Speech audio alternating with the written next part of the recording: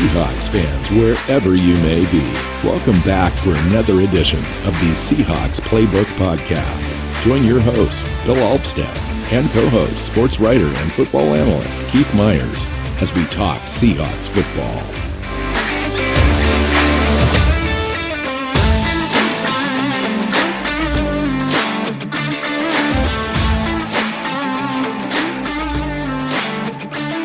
Hi, welcome back to the Seahawks Playbook Podcast. I'm Bill Alvstad here with Keith Myers, and this is kind of the show before the show. We've recorded a complete segment, of course, after we got done recording. The Jamal Adams news broke that he signed a new deal with the Seahawks, and so we're here just to talk about it a little bit, make sure we don't miss out on another breaking story, as we seem to do occasionally, Keith. Well, this is our thing, is if you want some news to hit, have us record about it being not done, and then it will immediately happen. Yes. Because we've done this so many times over the last 4.5, 5 years that it just keeps happening to us. But yeah, so Jamal Adams signed 4 years, $70 million, 38 of it guaranteed, a couple million in incentives that we know nothing about as far as what those incentives are. So yeah, I mean, it's pretty much in line with exactly where everyone thought he would be, really. Yeah. And it turned out to be you go back to Bob Condata's report. He said the Seahawks were at 30 million guaranteed. The counteroffer was at 40, and they sat there guaranteed. They were at 38. He wanted 40. Yeah. The Seahawks were at 38, and and he came back at 40. And so that was where they were off by 2 million, and it's been 2 weeks. But the ended up being 38. And so I mean, it's a good deal. You know, it was going to happen. It was going to happen the minute that they traded for him. Mm-hmm. This was just a formality, as it turns out, and it was even a formality that Adams was, holding out per se. Understand from his conversations today with the media that, and with his mother, and their conversations back and forth regarding this issue, that he was always intending to take the field on the very first game, regardless of his contract situation. So everything that you saw in the last couple months was posturing, which is exactly the way that these things end up playing out with these high-profile deals and players. Yep. So there's no surprises at all. The great news is Jamal Adams is back in the fold. He's part of the defense. Now the defense really kind of solidifies around a player like Jamal Adams. Obviously, we've had Bobby Wagner in. That's not going to change. But having somebody like Adams, where the defensive scheme is kind of, in a sense, built around him because he plays so many different spots and could do so many different things. I understand that he's going to try to play a more traditional role this year. We'll see how that goes. Just from a posturing situation, I'm not surprised that they would say that, but it wouldn't surprise me at all if he lines up in 5 or 6 different spots like he did last year. Oh, he's going to line up in 5 or 6 different spots. He's going to be doing a lot of everything. That's where a lot of his value is that he can give you anything you want. I mean, he can rush the passer. He's good against the run. He's better in coverage than I think people realize. He's really physical. He can play linebacker. 2 years ago, he was graded out as in Pro Football Focus as having the 3rd highest safety grade in the NFL. Mm-hmm. Last year was kind of a blip for whatever reason. I think he was getting used to the defense. The defense was getting used to him. He was schemed incorrectly, just out of necessity. Mm-hmm. The cool thing about his use this year is I think he becomes even more diverse to Seattle's defense because of Marquise Blair. Yeah. Not only because of Marquise Blair, but also because of the fact that they've got pass rushers, which they didn't have for most of last year. They couldn't get after the quarterback. So they were having him blitz over and over again, which is how he ended up with 9.5 sacks. Whereas this year, they don't have to blitz him. They can, and they will, and he'll get some sacks, but they don't have to blitz him in order to get pressure. So he's going to be doing more stuff. He's going to be in coverage at times. He's going to be rotating, and you'll see him, last time he lined up in this exact spot, he covered the tight end. And then this time, nope, now it's the running back. And then the next time, nope, it's the slot receiver. And he's going to be doing a lot of everything because they don't have to have him go be a pass rusher all the time. Yeah.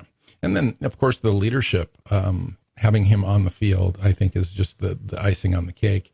Of course, we gave up a ton to get him, but I believe that having Jamal Adams under contract in team control for at least 5 more years is legit, and really gives the defense an opportunity to transition away from Bobby Wagner as the leader of the defense going forward after this year. We just don't know exactly where that's going to land. Having Jamal Adams in the fold really kind of at least makes me feel good about the defense going forward. Kind of gives us a more aggressive posture. He's got that swagger that the Seahawks really need to have on their defense, and they kind of lack that. At least they did last year a little bit. When he was in there, it was awesome. When he was out of there, it really kind of stood out. Yeah, and I mean, he's a difference maker. And is that a lot of money for a safety? Yep. But he's a difference maker. He's a guy that changes what offenses do. He Snyder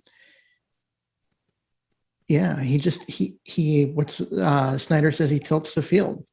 There's not a lot of guys like that in the NFL. So yeah, it's a lot for a safety, but he's worth it. I will say he's not a traditional guy. He's just not. No. And I will say that we don't know the specifics of the deal other than the part that we already said, the $38 million and $70 million, 4 years, all of that. But most likely it's backloaded a little bit so that that money comes in years 3 and 4 when the salary cap has ballooned because of these new media rights deals that just got signed. And so, when the salary cap jumps up an extra $50 million, that, the extra price tag, and like, oh, it's so much. It's not going to be a huge chunk of the salary cap in terms of its percentage. It's going to be pretty basic. It would be like $12 million in today's dollars. And they'll transition from paying Bobby Wagner 17 and 20 million to Jamal Adams 17 to 20 million. Yep. Essentially. So one more point. Now that this deal is done, and we know the Seahawks like to focus on priorities and first things first, there's a certain order to things. Now we talk about Dwayne Brown. Do they get something done because they got this deal done, or is this just completely separated and its own separate way of thinking? If it was me, I would get it done. Like, okay, you got the Jamal Adams things done. You know what the terms are. You know where you're standing as far as your cap resources for this year and next year. Now that you've got that done, now you move on and get Dwayne Brown. The Seahawks don't seem as like he's as much of a priority. I think they're looking at his age and his price tag and go, you know what, we can do something else. If I was them, I'd be looking at your disgruntled quarterback who doesn't like getting hit, and be like, you know what, we're going to lock this guy up. We're going to give him 1 more year. Let's go ahead and do it now. So he's got this year and next year, guarantee both years, and keep him in town for another year just to keep him happy. Yeah, Dwayne Brown is getting to the age where he is kind of a 1 year at a time kind of guy, maybe 2, and maybe that's what he's looking for. I don't blame him, but for the Seahawks perspective, you do kind of want to do these deals now in 1 year increments with a guy like Dwayne Brown, given his age. He is susceptible to some being nicked up and some injuries and so forth. And, the Seahawks just need to hedge and do their due diligence on this deal, and they don't want to give up too much. I think having a transition year, and in addition to this year, would be a good deal for the Seahawks and probably worth the money that they would need to spend. 2 years, I'm not so sure you want to hamstring your roster, your cap, and so forth on a player that's going to, nearly be 38 years old by the time that deal would be done, or 39, something like that. So, yeah. Anywho, well, let's wrap this up. We'll get to the main show. So, you know where to find us and all that good stuff, and we'll get you right into the main segment. We'll see you guys. Seahawk fans, welcome back to another edition of the Seahawks Playbook Podcast. I'm your host, Bill Alvstad, sitting down right next to Keith Myers. As you can tell, we're in the same exact room, and no, not really. Yeah, we're in the same exact room, but don't mind my microphone, which has like literally been cut in half, but still works. Yeah. Yeah, welcome in. How you doing, man? I'm doing good. You know, it's going to be 77 here today. I don't even remember what that feels like. Has it been hot? Oh God, it's been like brutal. Every day has been in the upper 90s, and you know, it's just been the hottest summer I can ever remember. And then today is going to be like a normal Pacific Northwest kind of day, and I'm like, yes, nice. I'm looking forward to that. Yeah, it's been crazy weather here. Like we've had full on monsoon season since I've been here. The first year I landed here, it was a pretty decent season, but this year is like almost every day there is something going on at night. Little big electrical storms, massive rain showers, flooding. It's kind of nuts. It's fun to watch, but we've had more rain in the last 3 weeks than all of the time that I've been here in 3 years combined. Meanwhile, up here in the wet, rainy Pacific Northwest, we haven't had measurable rain in over 2 months. Yeah, well, we'll get there in September, and then we'll see where we stand in May. It doesn't rain very much here in the winter for sure. Yeah. So welcome into the show. We just decided to change up the little video. If you're watching on video on YouTube, just because we're having a little fun. This is actually one of our last shows where we're going to do like probably an over an hour show. We're going to change our format to where we're going to split that up into 3 shows, half hour each. We're going to see how that goes. But that's going to start next week, and possibly a change in video platform that we use to record our shows too. So lots of changes coming up, but we still have to kind of get used to everything. So it won't change much for you guys other than rather than committing to an hour and a half of listening to me ramble and Bill try and put up with it. You get now to do it in 3 30-minute chunks. So it's the same thing for you guys. It's just different for Bill and I. An easier to digest show. Mm-hmm. Yeah. So today we're going to talk about the ugliness of the first preseason game. Won't spend too much time on that. We're going to just talk about what we learned, what we noticed, talk about some players, all that kind of stuff. We'll have some news in just a second where we talk about some players that the team decided to move on from. And then we'll take a look at the next preseason game, which I think is probably maybe the most significant game, at least for the starters. And then the last game will be the most important for all the reserves to kind of show what they've got to see if they can hang on and make the roster. So today, let's talk about players that the Seahawks decided to move on from. It's a quick list. You probably haven't heard of these guys, so I'll make it quick. Cameron Scarlett, running back. Anthony Radcliffe-Williams, wide receiver. I didn't even know he was on the roster. Walter Moore at defensive tackle. Jordan Miller, cornerback. Lucius McNeil, offensive tackle. And Nate Evans, linebacker. That was 6 players. So they signed a player to take the place of one of those. Defensive end Alex Changum out of the University of Colorado, undrafted rookie free agent. So that guy is actually kind of interesting. He didn't really start playing football until college, junior college. And so he's really new to the sport, but super athletic. A little undersized for defensive end, but we'll see how that goes. But really athletic guy, needs he's a project, but interesting, and interesting athlete. So we'll see if anything ever comes from that. Yeah. I mean, it's always curious when we have another player. It just gives us one more guy to look at. And, they usually don't stick, but once in a while, you just never know. You uncover that little diamond. That's why they pull players through and see what they've got and to take snaps. So everyone's kind of in all sorts of different modes after this game. Everyone kind of goes into the season that you all want to see where the team is at. You want to evaluate players that we've been talking about for months on end, and they get out on the field and they just lay an egg, and you're like, I don't even know what that was, but it wasn't football.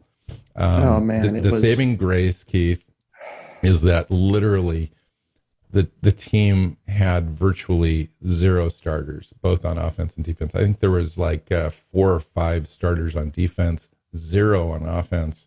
The team sat like 31 players on their 90-man roster, didn't even play. So it was basically second, third, fourth string guys out there. And the product that we saw just really wasn't Seahawk football. But I don't know that we necessarily need to read too much into that, other than the fact that it was fairly ugly to watch. And now we're just going to move on to the next game. Yeah. I mean, we talked about what did we want to see going in. And I was talking about like having the offense, kind of operate at tempo and what everything. And then you realize that none of the starting offensive line, nor is Russell Wilson, nor any of the top receivers playing. And you're like, okay, who cares? So yeah, you're like, whatever. Yeah. Well, I mean, let's talk about a few players, because there were a few things that were good and then a lot of stuff that was not so good.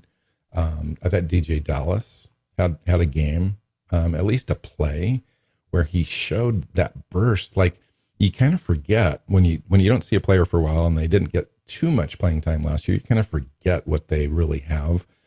He's obviously worked in the offseason to kind of add a little bit of that zippiness and that quickness to his game, I thought. And it showed up on the receiving play out of the backfield, and he turned that into a touchdown. Mm-hmm. And I really liked that. I really liked what I saw there from him, and I think it solidifies his spot on the roster, and Homer is on the outside looking in. Oh yeah, he's it's not even really a competition at this point. I mean, based on what we've seen at practice, and DJ Dallas showed that he's ready to play. Alex Collins is a guy that continues to produce and look good, and honestly, when you were listing the players that got cut and there were running backs, I couldn't even remember that. I didn't even remember they were on the team, because they've switched out who these back into the roster running backs are so many times, and now there's none of them.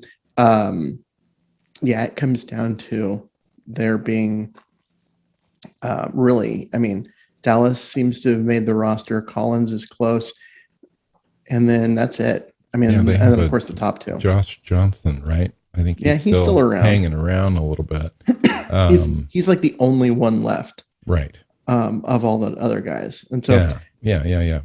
And I'm not really counting Nick Bellore in this list, and so you just kind of, that's it. I mean, that's the roster really. Now Homer's going to be on the bubble, just given the fact that they may elect to keep an additional wide receiver. We'll just have to kind of see, or tight end, and we'll see how that goes.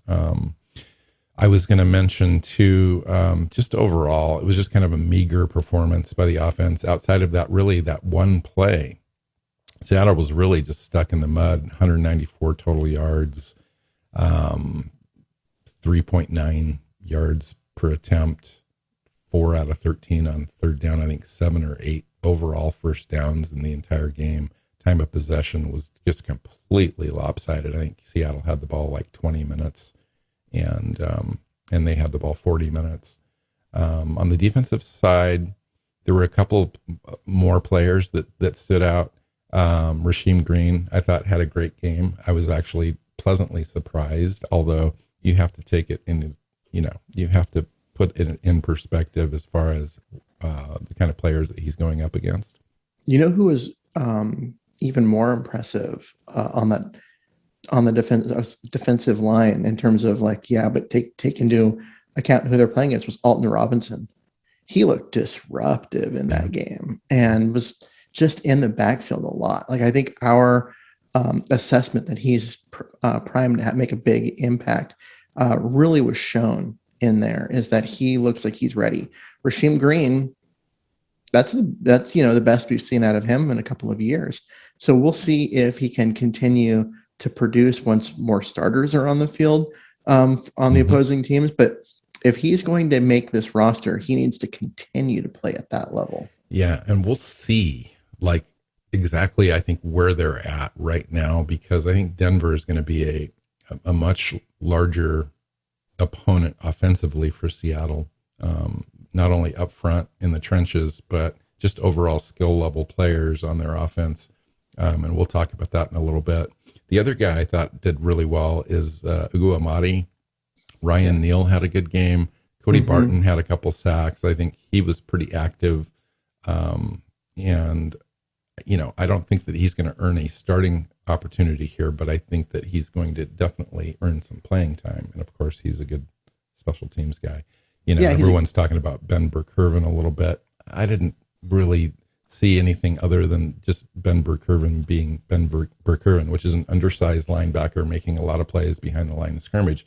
Yeah, he can find the ball, but he's not going to be playing up close to the line of scrimmage. He can't. He's too small. He's going to get swallowed up. He needs to hang back, play behind the line of scrimmage. So anytime you see him make a play, I think it's generally going to be 3-4 yards past the line of scrimmage. And, he's a decent tackler, but we saw in that one play, he can also get run over when he's tackling as well. And the guy picked up an additional 4 yards while he's dragging Burkervin down the field. So, what did you think of the offense? Is there anybody else on offense? Like, you're kind of an offensive line guy. Everyone's talking about how poorly this, Kyle Fuller played at center. But people are also giving a little bit of credit to Forsyth for maybe starting rough, but finishing really pretty decent for a guy that's a rookie 6th round draft pick that's coming in just to kind of play a backup role this year. Well, I mean, with Cedric Abuhi out with that bicep injury, you're looking for a swing tackle at this point. And I mean, Abuhi will be back. So at some point he'll be back and he'll be that third tackle, it looks like. And so they'll have that. But in the meantime, they need a third tackle. And Forsyth is like kind of the guy you have to pencil in there.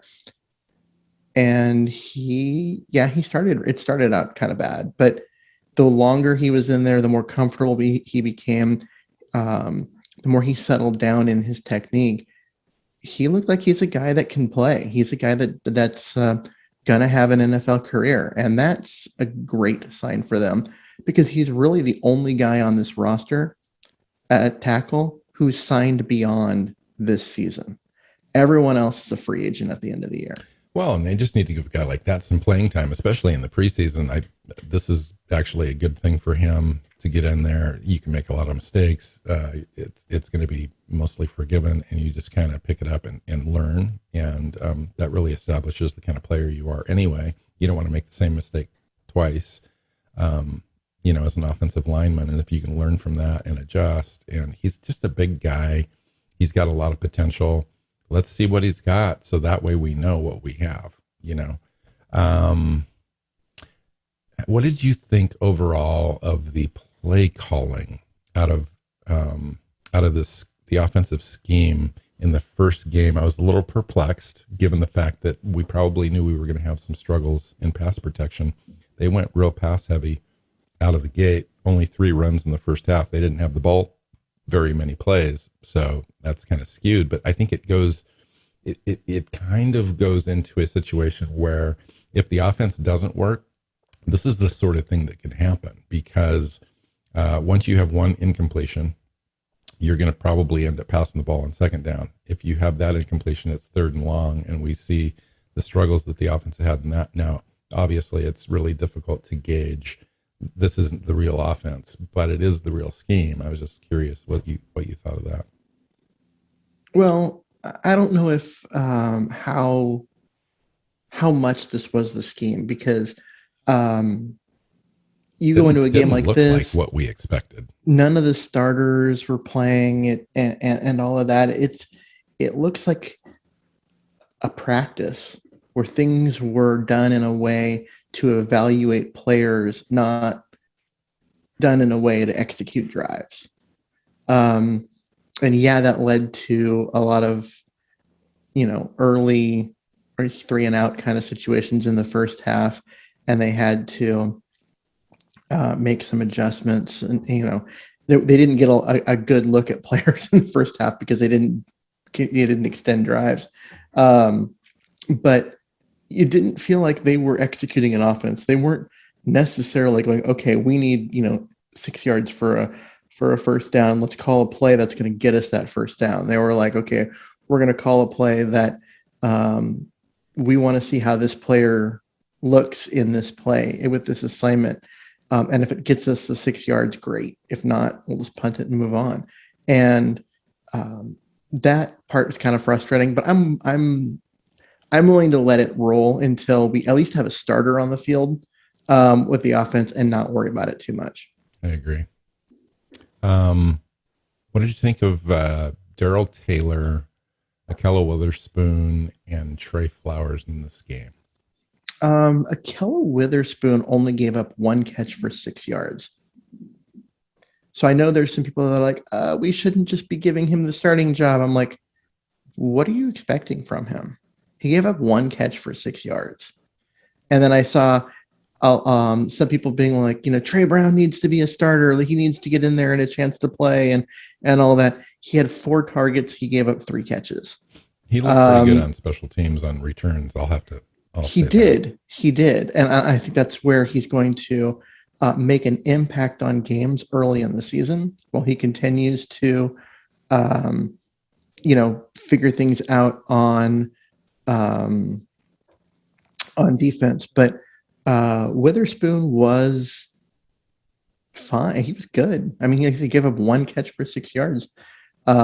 Trey Flowers looked like Trey Flowers. I was expecting him to be better given all of the work he put in the offseason, all the praise given to him by Pete Carroll, and then it didn't translate into significantly better results. He just looked about like he did last year, which will make him fine as a number 3 corner and a guy that will come in. And I don't mean that as like a nickel, because that's going to be Ugo Amadi or Blair, however that works with the Jamal Adams situation, but the 3rd outside corner. And so he'll play if someone gets hurt type of situation. And I think he'll be fine in that role, but he just didn't. I was hoping he'd look really good. He had that one play down the sideline where I thought he had excellent coverage and just didn't make a play on the ball. Just really didn't even think that it was a possibility that the wide receiver was going to be able to come down with that because he was so close to that sideline and he dropped it in there. I mean, credit to the Denver offense there and the quarterback to drop that in, but Trey Flowers could have made a play on that. He was right there. Yeah. And that's a little frustrating. And that's been the Trey Flowers experience, is that he doesn't always make a play on the ball. He's there, he's in position, and then reach up, touch the ball, just disrupt the catch. And instead he tends to wait and then make a tackle. And on a deep ball, you can't do that. You can't let them catch it and then make the tackle. So, anything else that you want to talk about regarding this last game? I thought that Geno Smith looked unimpressive. Alex Magoo looked better. And although Geno Smith just really didn't have a lot of chances. I mean, they nailed him. On that blind side, Forsyth decided to block in instead of noticing that somebody else was hanging out there on the outside, which, is going to happen. So that's tough, but it almost looked too like the offense was kind of being planned around Geno Smith being out there for a while, and Magoo was kind of thrown out there a little bit. I was actually surprised they just didn't start handing the ball off more as a strategy. But obviously they wanted to take a look at some things going in, and they just didn't execute well enough, like you said, to keep the offense on the field long enough to really look at players and get into a rhythm, to find out at all if the offense was anything resembling like what we thought it might look like. It just discombobulated on the field. Very frustrating game to watch as a fan. I'm sure that they'll be fine. A, B, they've got plenty of tape now to be able to look at, evaluate, make adjustments, and so forth. So as a learning tool, I think the team will be fine and go forward, and we'll see what the product looks like coming out of the gate next week. And again, none of the starters played. If any starters played on defense, it was fairly limited, more or less. I think Brooks had a great game. Very impressed with his speed. It shows up. Mm-hmm. Darrell Taylor, I thought, looked great for his first time out, playing the first time in like 20 months or whatever it is off of that surgery. Missed the entire last year. A lot of build-up this year for him to be able to come in and play a significant role. And in limited snaps out there, I thought he looked pretty decent. I mean, you can tell the guy is like built to rush the passer and just stop people. Crazy athletic. Yeah, Carlos Dunlap said after the game, or maybe it was during the game, that he needs to teach Taylor to cut inside a little bit more when he gets around the edge, because he's got that bend. He gets around the corner. That's exactly right, Keith. And then heads right at the quarterback, and the quarterback steps up, and then you just miss. And so he's like, the quarterback's going to feel you and step up. So you might as well aim for where they're going to be. Because if you can get around the corner that well, don't go right where they are. Go one step in front of where they are. So that way, when they step up, you can still drill them. I thought that was an interesting take by Carlos Dunlap, because what he's saying there is that Darrell Taylor is going to get around the edge a lot. And so we've seen that with other players in Seattle where they get around the corner, but then they never seem to make that play. Well, you know who's going to benefit the most from that? Just like players benefit from Carlos Dunlap on the outside edge. You're going to see guys that clean up really well, like Kerry Hyder, yeah, and Puna Ford, and guys on the interior are going to really benefit from that, because he's going to force everything inside, and which is part of his job, not all of it, but part of it. If he gets there, great. I think the most important stat that Darrell Taylor will have this season is not necessarily sacks; it's the pressures. Yeah. If he can get there and get pressures, I mean, pressure is production. Sack's great because it ends the play and it's a loss and all of that. But even if you just get a quarterback under pressure, what you'll find is that their completion percentage drops by like 20% when they're under pressure than when they're not. Their their yards per pass attempt drop by 1.5 yards. And there's a lot of things. Just getting pressure is production. And if you can get pressure regularly, then you're dealing with a quarterback that's going to complete 20% fewer passes and that kind of stuff. So, and you're going to help out your teammates. Now, the other guy is Alton Robinson. You mentioned him earlier. Here's a guy that is great at creating pressures. And now we're looking to him maybe to step up a little bit on actually converting those into sacks, because he's just got a world of potential. He's not fantastic.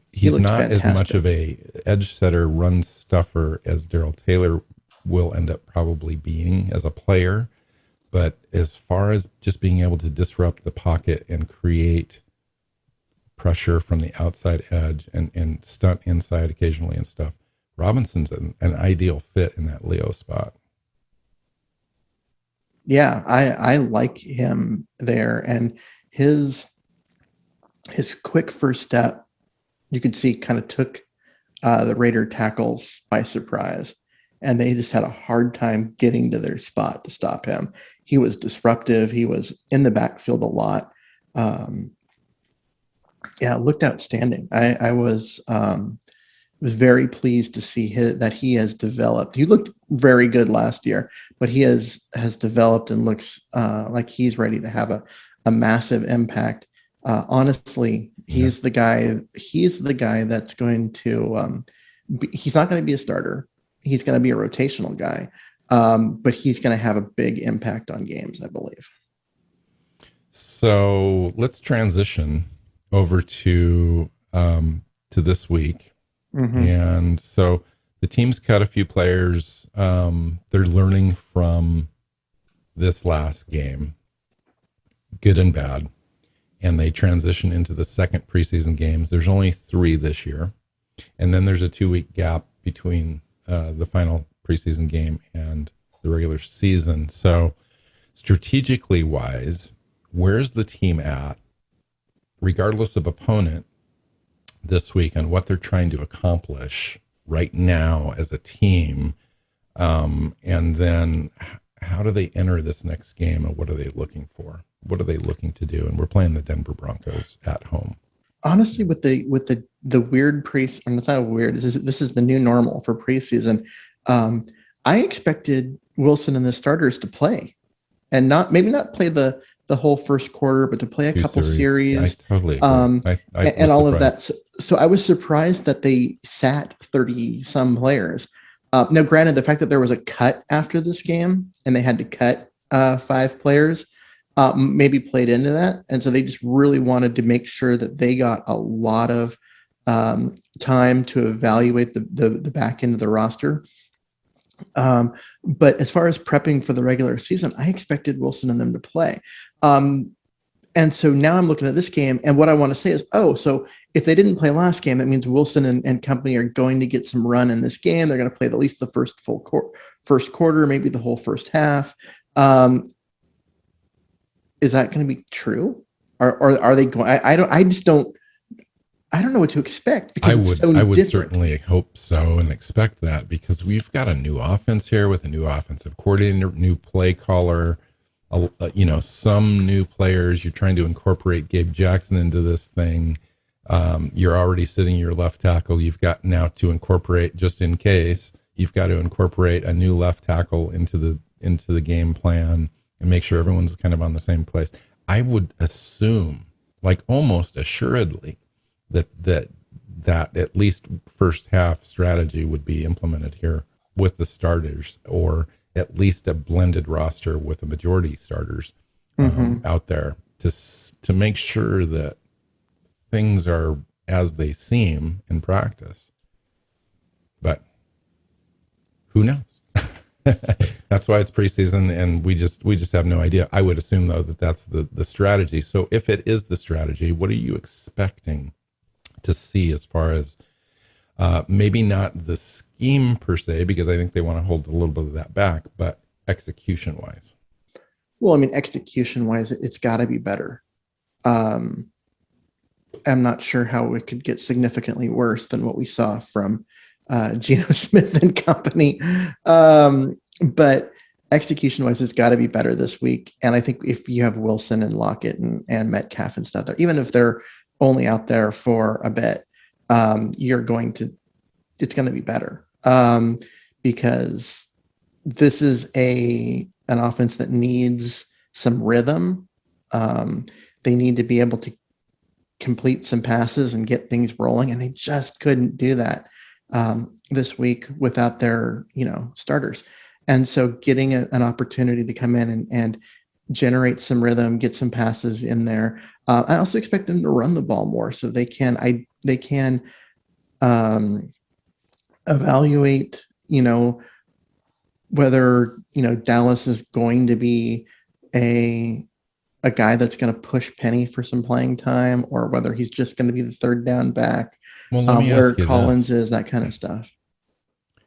Where are you at mentally with guys like Penny and Ethan Posick and some of the other players Cedric Abuehe, who aren't able to stay healthy during camp here? We aren't able to evaluate them. Does the team is the team concerned about Penny? A. B, is the team concerned about Ethan Posick given the play of Kyle Fuller in this first game? And do they possibly take a look outside of the organization to work deals on the Penny side and maybe bring someone else in on the center side? Honestly, yes, on both. If they can find a way, I think if there's somebody out there who comes offering picks for Rashad Penny, the Steelers come to mind. Can Can you be more specific? Picks? Oh, as far as picks, You thinking a 5th rounder? 4th or 5th, yeah. I would take a 5th rounder right now. I'm sorry. I like the potential of Penny, but if Penny's not available, he has no potential. Yeah. And how much of a failure is that 1st round draft pick that he essentially doesn't play for 3 years and then gets traded for a 5th rounder? Like, oh man, that's like, for a guy that has a lot of talent. This guy should be, just based on, a lot of different things, should be a star at the running back position, but just couldn't stay healthy and ends up as a kind of a disaster. So, yeah. Now, granted, Keith, it hasn't happened yet, but we're getting to that point where the team needs to decide if they can depend on him to fill that spot and that role, or they're going to have to go in a different direction. You've got guys like Alex Collins sitting there waiting. I think it would be an adequate replacement level for a guy that we never see on the field. You know what I mean? So you kind of have to do that.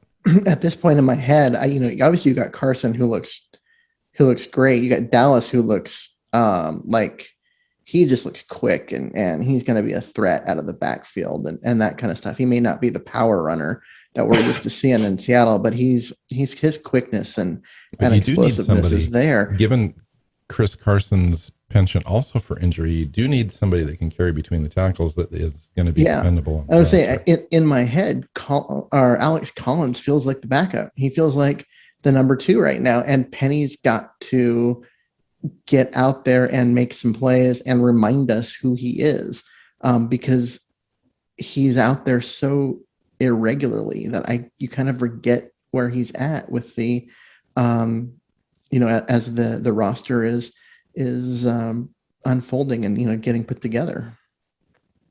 Yeah, it's just one of those deals. It's unfortunate, but now is the time. I mean, he spent the entire offseason getting ready. Every indication was he was going to be ready, and so far he has nothing, just no impact whatsoever. And so that's got to be frustrating for him and for the team. So good opportunity though for Dallas. I think Dallas looks like he's definitely ready to be the receiver out of the backfield back for the Seahawks this year. Does that role out of just sheer necessity increase? I mean, can he carry the ball out of the backfield? I think in certain sets he could. In certain instances, he could probably be your in between the tackle guy, but not on a regular basis. I don't know that he's just built for that, although I do believe that he would be capable for that if it should happen for a game, or like I said, in certain plays run for him. But Alex Collins or bust for me, at least on the current roster. So yeah, Dallas, he's not the power runner that we're used to seeing in Seattle. He doesn't run people over. So I mean, he's got a lot of quickness and a lot of agility, and he can make people miss. And he could provide us with that Rashad Penny role, though. Yeah, and Rashad Penny is kind of put into that second back. Rashad Penny's bigger, he's at 225, and Dallas is 208, 210, something like that. But I'm really interested to see what Dallas is going to bring in Shane Waldron's offense this year, on some of those outside zone runs and receiving the ball out of the backfield. There's a lot of scheming going on in Waldron's offense to be able to get guys in open space, and Dallas in open space is very intriguing to me. Then the other guy that we haven't been able to see yet as well is Eskridge, because of injury stuff with his toe. I understand he's working himself back into conditioning in order to be able to get onto the field. Haven't heard yet if he's going to be able to be available in this game. I would doubt it in a sense that he just hasn't had any time at all practicing on the field with the team. But they may give him a few reps in a certain situation or something, just to kind of see him out on the field. But we'll see. Probably by Wednesday, we should have injury reports come out that tell us the status of him and where he might be at in availability wise. But he would be definitely a key cog in this offense. I thought Freddie Swain looked okay out there with backup quarterbacks, and is so discombobulated. It's really hard to evaluate, but Freddie Swain looked like a guy who is the third wide receiver on this team. Yeah. Right. And I know that Eskridge, we want him to be in that role, but he's got to get that toe healthy and ready so he can make cuts and do his, do his thing.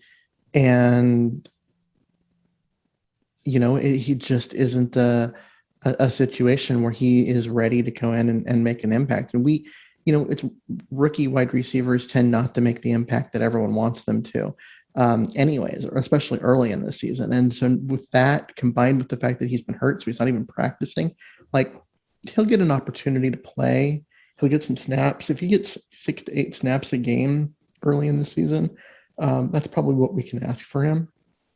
So what do you think about Ethan Posick, Keith, not being available and just kind of the injury thing going on this year? I don't know if it's serious or if it's hard because you kind of want that guy to be successful to have some continuity on the line, but at some point, I got to tell you, Fuller is not the answer.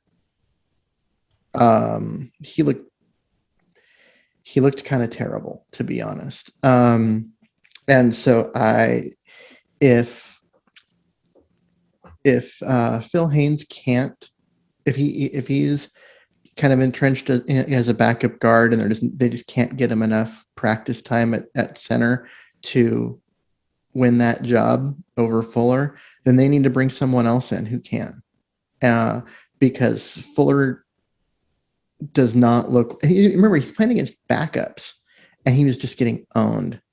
Well, there is another center on the roster in Brad Lundblade, but again, if he can't supplant Kyle Fuller on the roster, then it's not. Yeah, then he's not going to.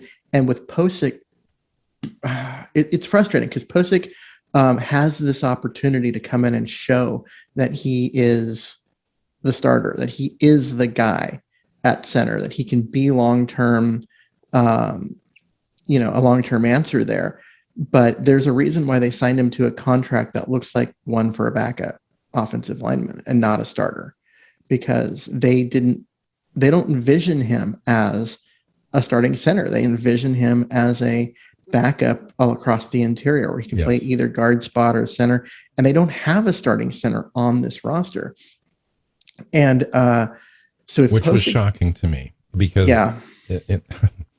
I think the market just kind of got away from them. Well, the draft really had left me perplexed. I mean, Creed Humphrey was sitting there. It fell into our laps. We both were would have been giddy if that had been the pick. And it was not. Quinn Miners went later. He's on the roster of the team we're going to talk about in a second. I'm sort of jealous. So Quinn Miners went much later than you and I thought he was going to go. And it would have been to me, strategy-wise, it would have been a much better situation for the Seahawks to address the long-term center solution as opposed to adding another playmaker on the offense at the receiver position when you just signed Lockett to a longer-term deal. So, I don't know. It's a tough deal. Anywho, let's talk about the game coming up on Saturday. We're playing the Denver Broncos. We're at home. First time there's going to be fans in the stands in over a year. Oh, that's going to be fun. Yeah, it'll be fun. Now, the pandemic stuff is still going. I think restrictions are coming down the pike as far as having to prove your, COVID vaccine or a negative test, right before the game time or something. But for now, everyone's going to be there. I think masks are definitely going to be optional and everyone's going to be screaming their heads off. So that'll be fun.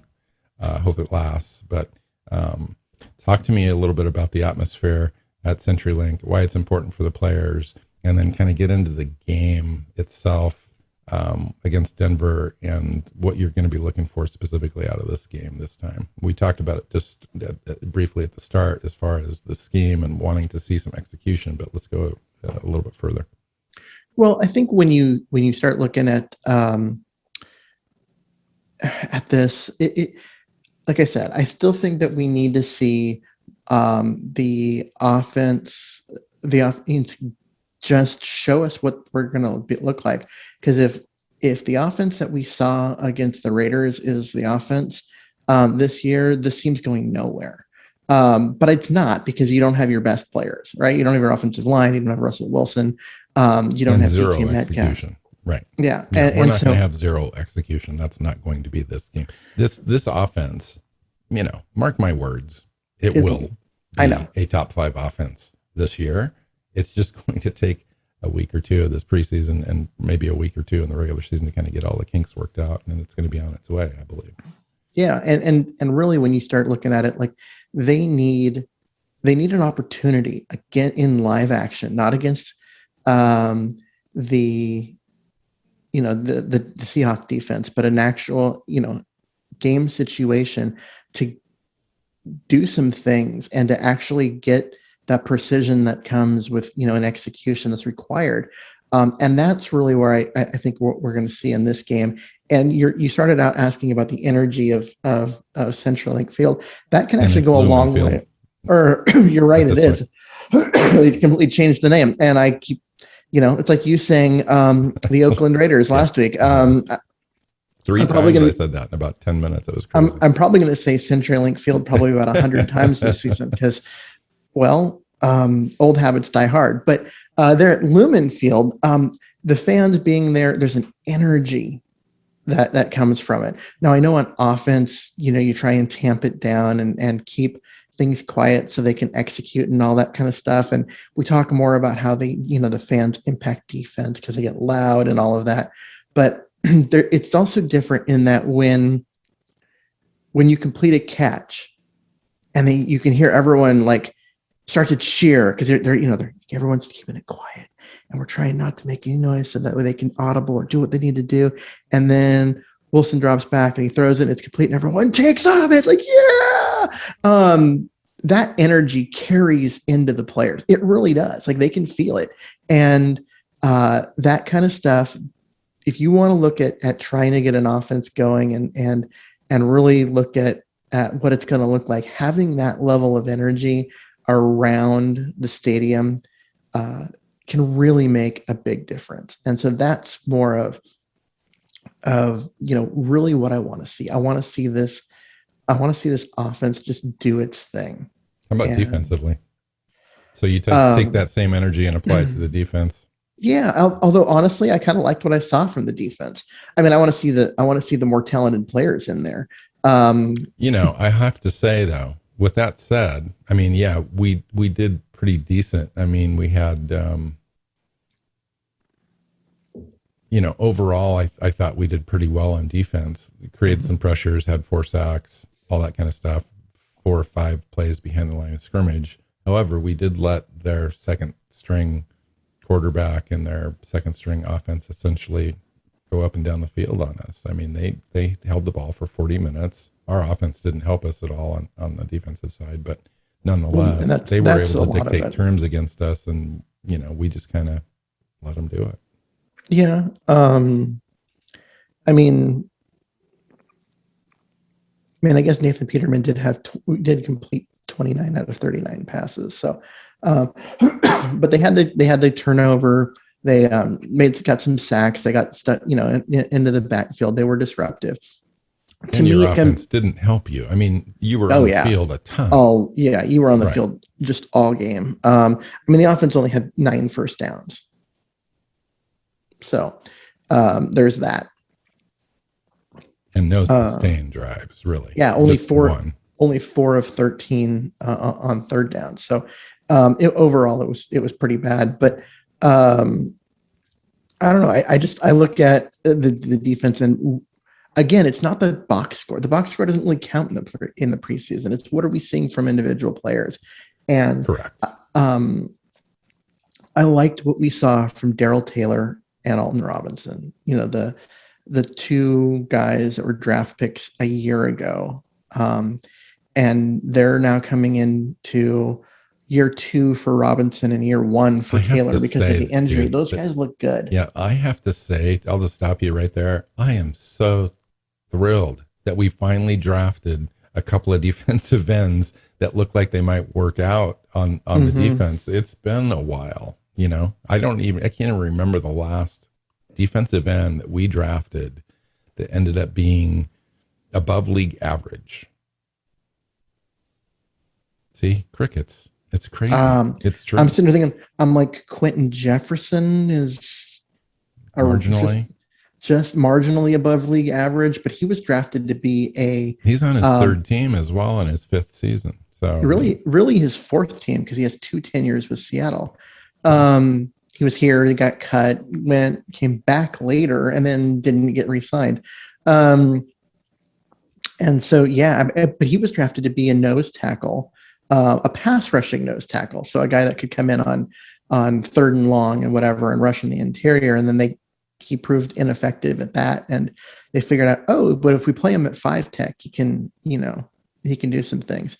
But yeah, the last, we've had Cassius Marsh, Nick Reed, Lawrence from USC, I think, in Pete Carroll's. Was that Pete Carroll? No, that was a Mike Holmgren pick. But I think he was still here or something. It's just one of those things where we've brought guys in, free agents and trades.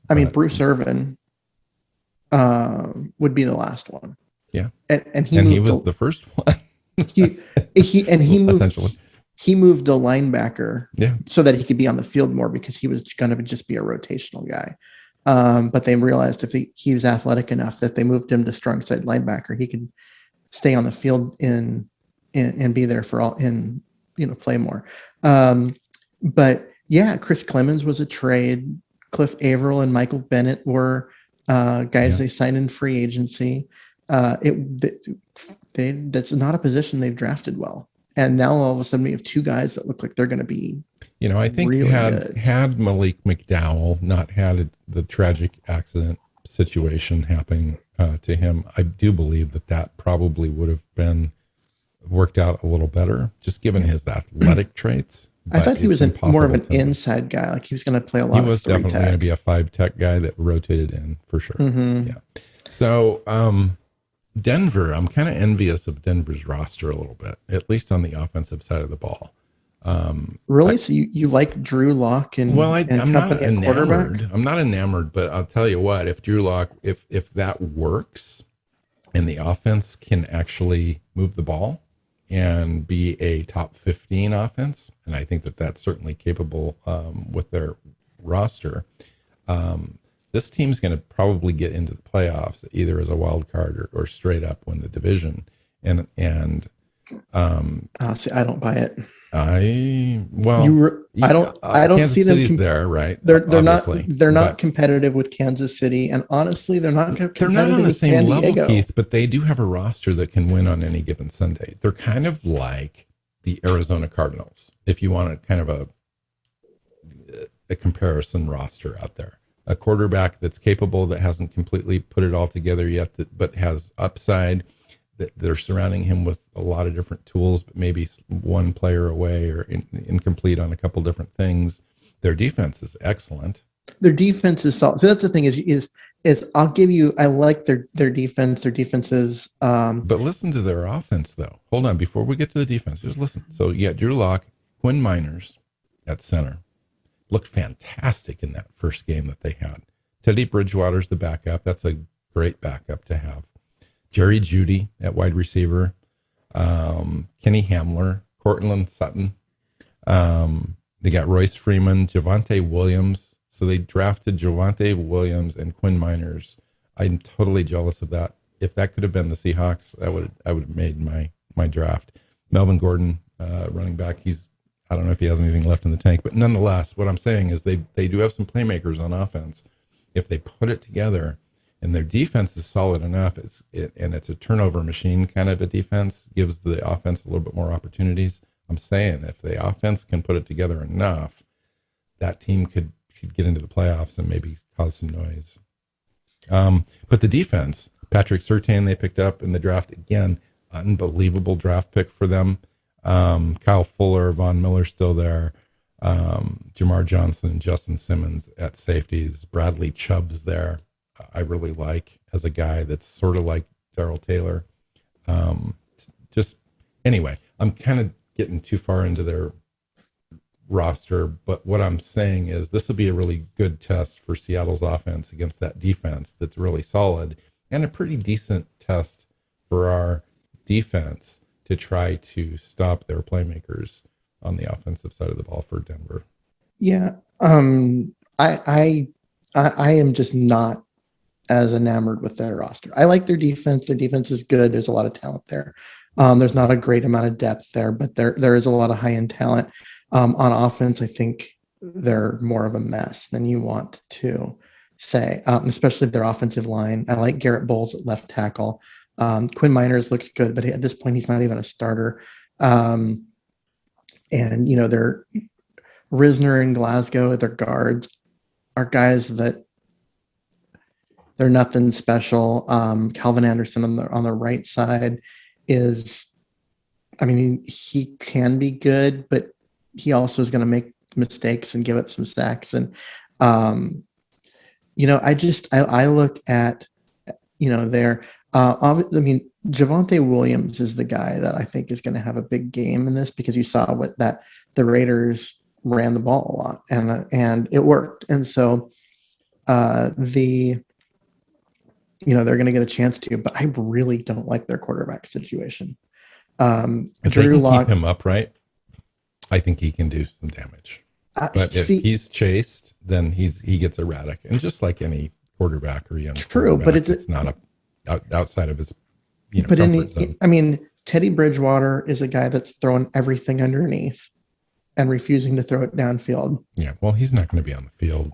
Not in this game, yes, but in the regular season, Drew Lock is a guy that throws everything down the field and refuses to take things underneath. Yeah, the tell is that this team is still trying to figure out their quarterback situation long term. They're in discussions with Houston. They're talking about there was initial whispers and conversations about having discussions with Green Bay for Aaron Rodgers. And so the team looks to find that franchise piece. I don't think that they have it with Drew Lock, but Drew Lock could be a guy that could get them into the playoffs. I just don't know how far. Yeah, to me, I think they're the third best team in that division. it's a good division. So do you don't get me wrong. I like San Diego better. San Diego definitely has the upside. And I love their quarterback situation. Well, yeah, of course. Most teams in the NFL do. So, Kansas City is the class of that division. And the NFL. Yeah, I think San Diego is a team that is probably a playoff team in that division. I think Denver. Wow. Defensively. Wow, really? Over Denver? Oh, yeah. I think Denver has the defense, but I think on offense, they're a mess. And they're going to lose a lot of games because of interceptions and inability to sustain drives. That's what I said. If they can put it all together, I think that they'll be decent. But you're right. They have to prove that first. And honestly, the opposite would problem. The opposite problem for me is San Diego. San Diego, the defense is okay. The offense looks like it could be stellar. So something's got to give there. So, all right. But they added a lot of young talent to that defense. I think they may not be great, but they're going to be young, hungry, and fast. And they'll make plays. So they may give up a lot of yards and whatnot, but they'll have the turnovers and they'll make plays enough to win some games. And I think that's why they're better than Denver. Denver's defense is going to be fantastic. Well, and I'd like to see that actually line up against Seattle in this game. Russell Wilson and some of the starters, at least in the first quarter into the second quarter, see what they can do against that. The argument in the offseason for Shane in favor of Shane Waldron is he's a guy that's highly adaptable. He's got a scheme for every defense. He's not going to be locked into one thing. If the defense gives them that, they're going to take that until the defense takes it away. I want to see that, what that looks like, show up on the field. Let's see it. You don't have to give away your entire offense or schemes, but let's see some execution against something that you want to start to exert your will on a defense. I'd like to see a little bit of that. Even though it's preseason, I think it needs to happen in order for this offense to build some confidence going into the regular season. We've only got 2 more games here. Yeah, and honestly, like one of the things that this last game pointed out, the one against Vegas, was the Seahawks need to figure this Dwayne Brown thing out, because with Abuhi hurt, Forsyth got a lot of playing time and was up and down, but he's not ready. He may be ready in a year, but he's not ready now. Abuhi's out with an injury. So you've got Shell on one side, and you've got a rookie who needs development time on the other side. And they need Dwayne Brown healthy and in there. Yeah, because I think he's going to be in there, but I think the team, the strategy, the offseason strategy was pretty clear. And I think we talked about this early on last March, April, and so forth, that they would never, they did not intend to extend Dwayne Brown. We talked about his contract being something that they could work with if needed in the offseason and so forth. They never touched it. And I think that really was the tell, that they weren't going to do anything, that they weren't going to allow him to get to the end of the season and kind of see where they were at. And I appreciate the team kind of doing that at Dwayne Brown's age. And then now it's kind of taking a stand a little bit, in essence saying, listen, you're under contract. We'll talk about it. We're looking at it, but we expect you to kind of enter the season and under your current deal. And that's, if that ends up being the way that it ends up being, I'm okay with that, actually. Because he's not going to hold out for longer than a game or two. There's no there's no incentive for the team to extend him after the season starts. There's no incentive for him to miss games because he's going to miss paychecks. So something's got to give. The thing is that right now, the only tackle on the roster that is not on an expiring contract is Stone Forsyth. The other 3 guys above him are all in the last year of their deal. Unless you're an undrafted rookie. Yeah. Yeah. And so you have a situation where you're like, okay, are we really going to replace all of our tackles? I don't think that's a great negotiating place to come from if you're the Seahawks. You're However, right. It is what it's it not is. It's not a great negotiating place, but I'm just thinking more of in terms of a strategy place.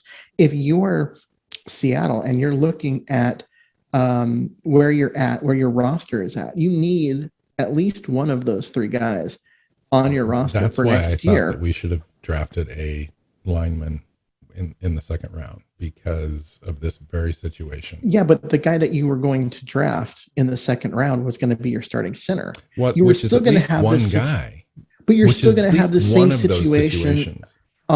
You're still going to have exactly the same situation you're in right now. If you did that, hold on though. If you did that, let's say we drafted Creed Humphrey.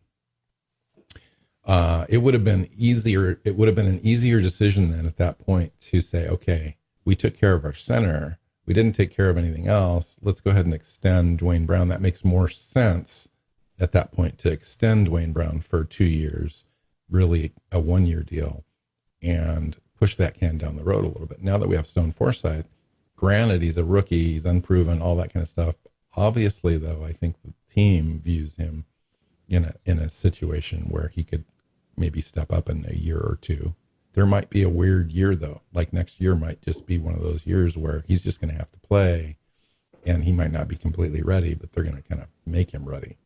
See, and that's why I think that the fact that they gave away their first round draft picks. That's the hard part, is they used the strategy that I think that both you and I wanted them to use, which was to use one of their first round picks this year on a tackle in order to be ready to go next year to replace Dwayne Brown. Now they use that for Jamal Adams. Now they're kind of in this tweener situation. Well, and that's why I think they need to extend Dwayne Brown, because if you give I agree. I don't know why they waited. Give Dwayne Brown another year, so that he's got this year and next year. guarantee the whole dang thing for all I care. If that's what you got to do to get it done, but give him. Did you hear John Schneider's comments on this? No. So John Schneider essentially came out, and I can't quote him because I don't have the quote in front of me, but he essentially said, listen, he's under contract. We love Dwayne Brown. But, if we do Dwayne Brown, if we extend Dwayne Brown, everyone's going to want an extension. Well, that's weird that he said that about Dwayne Brown, because other key cogs in their system, they've extended in the final year of deals in the past. So I'm not exactly sure where that came from and why it applied to Dwayne as opposed to other players. It did not. So I thought that was an interesting comment from him that kind of essentially said that we're not going to do anything. Yeah. It might have just been a negotiation spot. You know what I mean? Absolutely. So whatever. I'm not that worried about it. I'm not too worried about this either, or Jamal. It's like, they seem to take care of the people that they want to take care of, and they have a strategy for situations they don't. They want to take care of Jamal Adams, and they've offered him a ton of money. And I know it's just weird that they can't. But they hold all the cards. Yeah. They have 3 years of team control.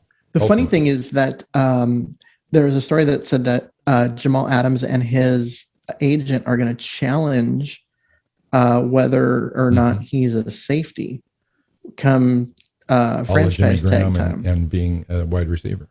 Yeah. Yeah. Although, basically, are they going to ask that he get defensive end money because he had the sacks last year? No, they're going to say that he's a linebacker, because the linebacker money has gone up so much in the last 3 years that the average top 5 linebacker pay is 17 something now, as opposed to I guess 14 something for a safety. You've got the Von Millers of the league that are keeping the money up there, and I guess Bobby Wagner is keeping the money way up there. Sure. So, and some others that didn't really deserve it, but drove the market up anyway. So, I mean, the Seahawks are really pretty decent, in pretty decent position now. I don't believe that they're going to have a Jamal Adams situation, but if they do, I don't think Jamal Adams holds out for much longer than a couple of games because of the contract situation. He's under contract for $9.8 million on the last year of his deal. If they franchise tag him, the franchise tag in 2022 is around $13 million. The franchise tag, if he should go a second time, is $17 million in the second year of the franchise tag. It was 12 and a half and then 15 and a half. So something like that. But either way, they're spending less money to franchise tag him for 2 years, 3 years total team control than they would if they gave him a contract. And they're offering him term. They're offering him more than that to keep him happy and get him in here and all of that. They're at 17. They're exactly where we talked about the contract would be at $17.5 million, roughly $40 million guaranteed. That's exactly where we thought he would be. That's probably where the team thought they would be when they traded for him and knew that they would have to give him a deal. If I was, knowing that ahead of time, I probably would have tried to have had a deal in place during that trade so that you didn't have to come to this moment. But now that they are here, I think Seattle has plenty of leverage. It's just being patient and kind of waiting this thing out. I think Jamal ends up coming to the table, to be completely honest, and getting here, within the next calendar week. It might be after this game, but maybe before the last game, just so he's in camp ready to go. Well, he is in camp. Both him and Brown are there. That is true. They're hold-ins instead of holdouts. They're there. They're participating. They're there at walkthroughs. They're all the team meetings, all the film sessions. Which is a tribute to both the player and the team. It is really. And what they're not doing is out on the practice field and running around and putting themselves at risk of injury. And actually, if you're going to have a contract thing that affects training camp, this is exactly the way it should be, because especially with a new offense going in and a player like Adams that factors in all over the field defensively, like, you need them in there learning this stuff, even if they're not out on the practice field, like practicing it, and that they're still mentally engaged and learning. And so, but for them, they're not risking injury on the practice field while they figure out this contract situation. So ultimately, I think it needs to get done, and it needs to get done with both players. And that's really what it comes down to. The Seahawks need to figure out a way to make it happen with both players, get them in here practicing and ready for week one. What if the team, I'm not going to say they don't want Dwayne Brown next year, but what if Dwayne Brown next year interferes with their plans for Stone Forsythe's development and what they really want to transition to do to have a low cost on the roster left tackle of the future, and Dwayne Brown doesn't fit into that plan, so that you've extended now a player that you didn't necessarily think that would be in your future? Is it in your best interest to do that? So you stick Stone Forsythe on the right side for a year. But maybe he's not a right tackle. Maybe, he's not great at run blocking. Yeah, he might be able to protect that outside edge, but you want an effective guy over there to be able to push pocket or push defenders out of the way. I don't know. Maybe you could definitely be right, but I don't know. There's ways to make it work.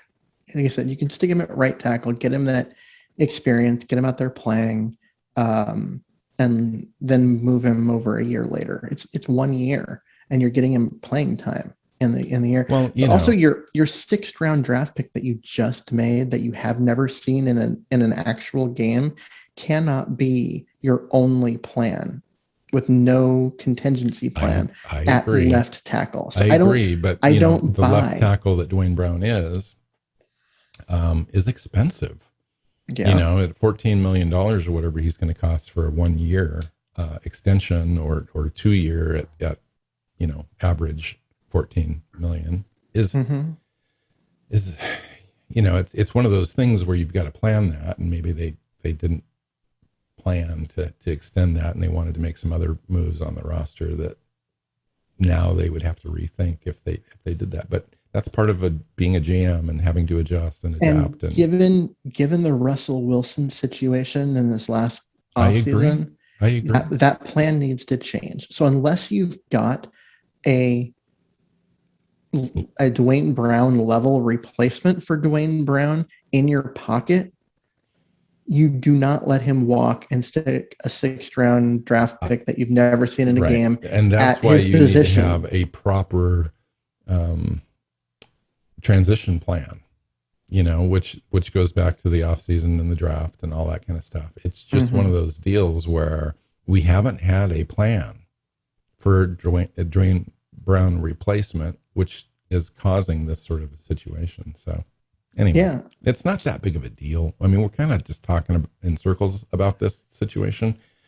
It's going to get resolved. They'll probably end up giving him some money. They'll probably end up making it so that there's less of an impact on the cap, this year. Everyone's happy. They give that money, a little extra money over to Jamal Adams. Jamal Adams comes in. Everyone's happy. The roster's great. And we're, there's no sweat off anybody's back come the first week of the season, but we need to get there. So this is a topic of conversation. Everyone's kind of talking about it, but I really don't think it's that big of a deal yet. Until we get past the first game. It's not. Yeah. Until we get, I'm not even past the first game. I think until we get to the end of the preseason, because there's a 2-week gap instead of the usual 1 week gap between the end of the preseason and the start of week 1. Now we've got an extra week in there. If you get to a day or two after that 3rd preseason game and these guys aren't in camp, then I think it's a thing. Until then, it's not a thing. All right. We're going to wrap this show up. We've got another show just like this one next week. After the Broncos game, we're going to preview the Los Angeles Chargers. We're going to see Justin Herbert and company. I think I said San Diego Chargers a couple times earlier. I know. There's so many changes. It's harder to adapt when you get older. You'll learn quickly. You're younger than me, but soon enough, Keith. Should we talk about the St. Louis Rams? Yeah. So coming up, we've got that show next week. And then the week after that, we're going to do our 5th annual roster cut 53-man roster show. And then we've got regular football to talk about after that, I think, or 2 weeks after that, something like that. So follow Keith on Twitter at Myers NFL. I'm at NW Seahawk. The show is at Hawks Playbook, SeahawksPlaybook.com. Has all the shows, great website. You can go look up a whole bunch of stuff there, all of our archives, as well as current stories and news feeds and so forth. And you can find us on all of your favorite podcast apps and YouTube to watch the video version of the show. So until next time, go Hawks. Go Hawks. Seahawks Playbook Podcast listeners, thanks for joining us for another edition of the show. You can find us on Twitter. Bill is at NW Seahawk, Keith is at Myers NFL, and the show is at Hawks Playbook. You can listen and subscribe to the show at SeahawksPlaybook.com.